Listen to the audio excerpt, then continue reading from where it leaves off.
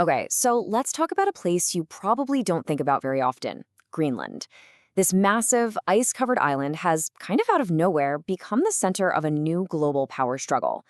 Today, we're going to break down this new Arctic scramble and figure out why the world's biggest players are suddenly obsessed with this place.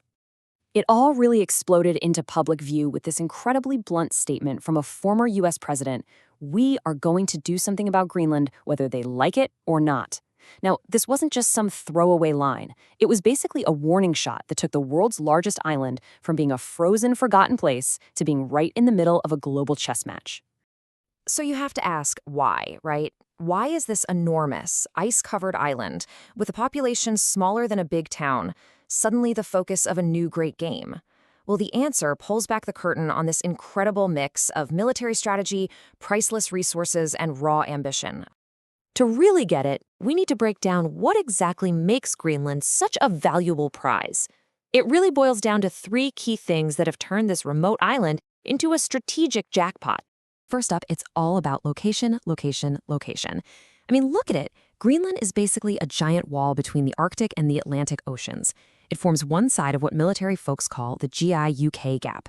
That's the Greenland-Iceland-UK gap. Think of it like a naval superhighway.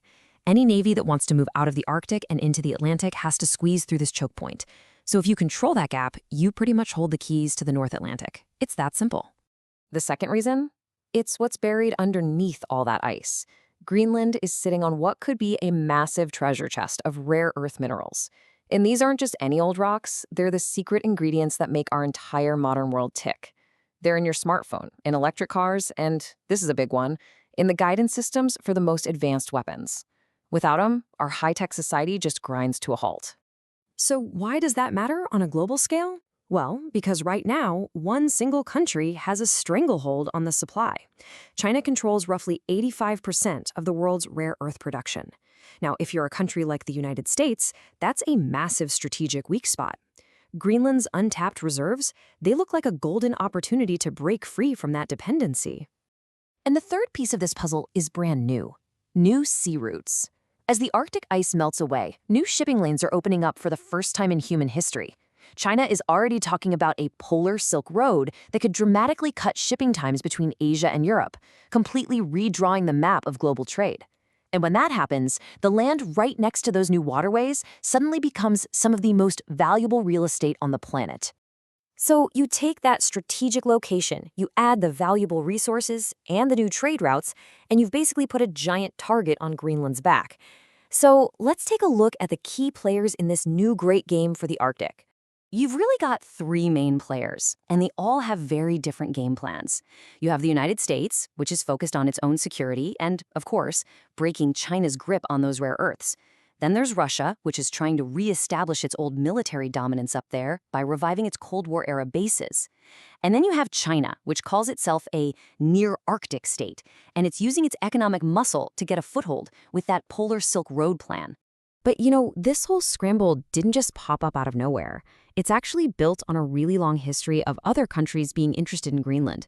To really understand what's happening today, we gotta take a quick peek into the past. So the story really kicks off with Norse settlers over 1,000 years ago. Fast forward to the 18th century, and it becomes a Danish colony. But the 20th century is where things start getting really interesting. During World War II, the US built absolutely critical military bases there. Then, right after the war in 1946, President Truman secretly tried to buy the island for $100 million in gold. But the biggest moment for today's story came in 2009, when Greenland finally got self-rule, and with it, control over its own natural resources, which is exactly why things are so tense right now. And get this, for a little historical trivia, this whole idea of America buying Greenland, it is not new, not by a long shot. Way back in 1867, the very same guy who bought Alaska for the US, Secretary of State William Seward, also tried to buy Greenland. It just goes to show you that America's strategic interest in this island isn't some new idea, it's a very old ambition. So, where does that leave us today? Well, the situation is incredibly fragile. The sources we've looked at even map out a potential road to actual conflict. Let's explore what the future could hold, because it's all happening on some very, very thin ice. But in all this talk about superpowers and geopolitics, there's one voice we haven't heard much from: the people who actually live in Greenland. A huge majority, over 85%, want full independence from Denmark. But, and this is a big but, they have absolutely no interest in being bought and sold like a piece of property by the US. Their biggest fear is losing their unique culture and just becoming another military base on a map. Okay, keeping that in mind, let's walk through a pretty chilling, though hypothetical, scenario that's laid out in our source material. It goes like this. It starts with the US dialing up the pressure on Denmark. In response, other major European allies in NATO, like France and Germany, send troops to back up Greenland's sovereignty. Then the situation spirals, with the US hitting its own allies with trade tariffs, threatening to tear the entire NATO alliance apart from the inside. And just to be clear why this would be a complete catastrophe, we have to remember what NATO is. It's a military alliance built on one single core idea. An attack on one is an attack on all.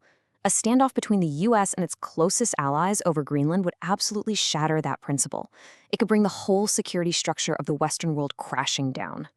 So we're left with this really stark choice. As the ice up there continues to melt and the world's attention turns north, what is Greenland's future?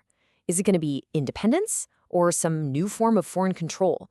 Or could this remote, icy island become the completely unexpected flashpoint for a 21st century great power conflict?